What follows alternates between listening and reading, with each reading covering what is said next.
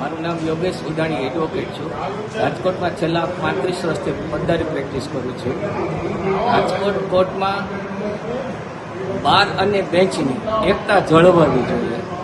હાલ જે ઠરાવ થયા છે ડીડી શાહ મેડમ વિરુદ્ધ અને ગુપ્તા સાહેબ વિરુદ્ધ, એનું વાણી વર્તન અને એટલું બધું ખરાબ હતું કે જુનિયર એડવોકેટો એની કોર્ટમાં જાતા બીતા અને કોર્ટ પોતાની માલિકી હોય, પોતાની હોય એવું વર્તન રાખીને કોર્ટ ચલાવતા હતા. જાણે વકીલોને ભિખારી સમજતા કે ભીખ માગવા આવે છે. વકીલો ન્યાય માટે જોઈએ છતાં ભિખારી હોય એવું વર્તન કરતા.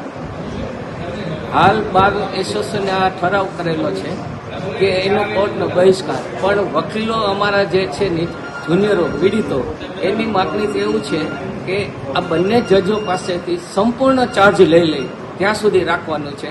એ અંગે અમે બધા વકીલો અલગથી પણ અરજી આપવાની છે. આટલી અમારી અપીલ છે.